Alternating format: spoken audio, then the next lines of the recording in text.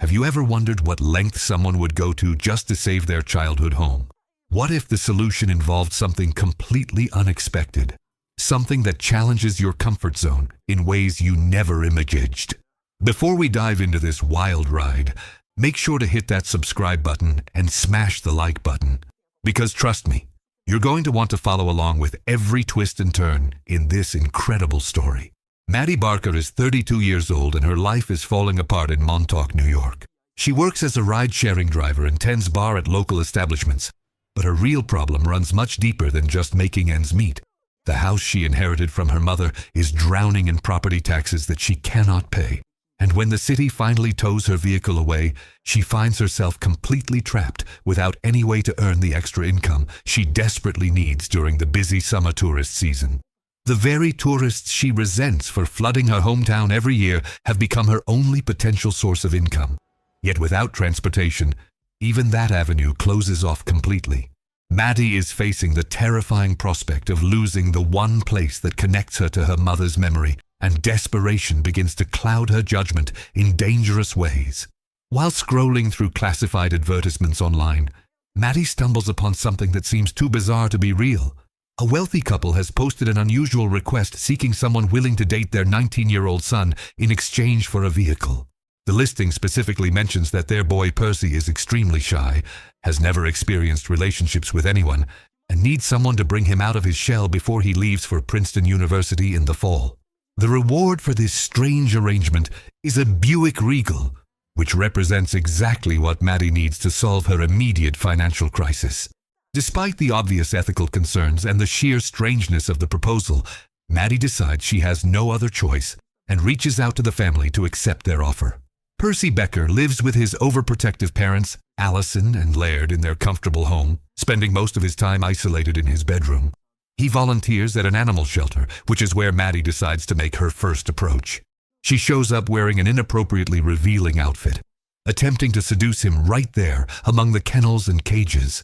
Percy immediately senses that something is wrong with this situation, and when Maddie offers him a ride home, his anxiety spikes to dangerous levels.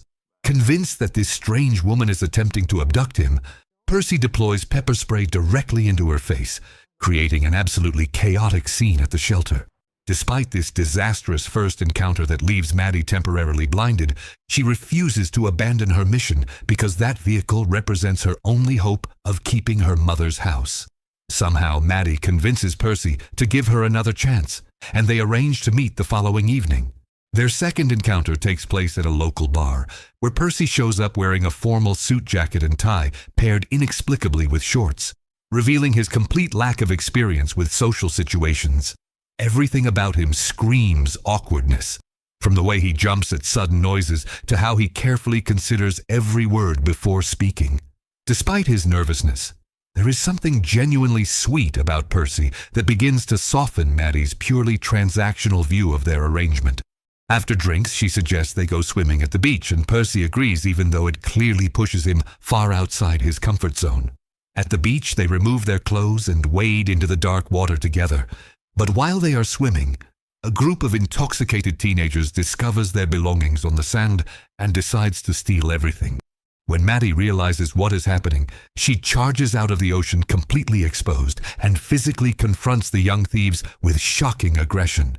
Percy watches in absolute horror as this woman he barely knows engages in physical confrontation while completely unclothed, and the entire experience terrifies him so much that he refuses her subsequent advances. When Maddie tries to leave wearing his clothes, Percy makes the split-second decision to jump onto the hood of her vehicle while still completely naked, and they end up fleeing from police officers together in a scene that is simultaneously absurd and strangely bonding. Back at her place, Maddie and Percy attempt to become intimate, but his anxiety manifests physically as a severe skin reaction that makes everything impossible.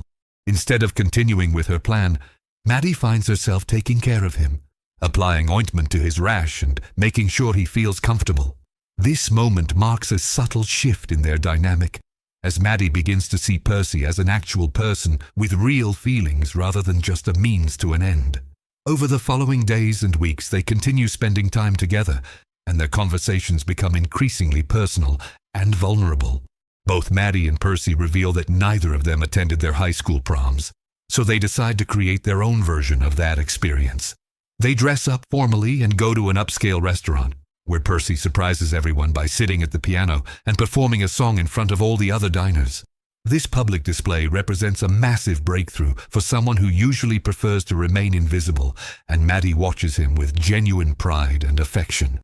During these shared moments, they exchange stories about their pasts, with Percy explaining why he prefers to stay hidden in his room, and Maddie confessing that her father returned a letter she sent him on prom night without even opening it. These revelations create a genuine emotional connection that neither of them anticipated when this arrangement began. Percy encounters a former classmate named Natalie, who invites him to a party for incoming Princeton freshmen, and he decides to attend, despite Maddie's concerns. When she arrives at the party to check on him, she finds Percy in bed with Natalie, though nothing actually happened between them because he consumed pain medication mixed with alcohol. Maddie helps him get home safely, and during the ride, Percy confesses that he has fallen in love with her. This declaration creates a crisis for Maddie because she knows their entire relationship is built on deception and financial transaction. The situation spirals when Percy tells his parents he wants to stay in Montauk with Maddie instead of attending Princeton.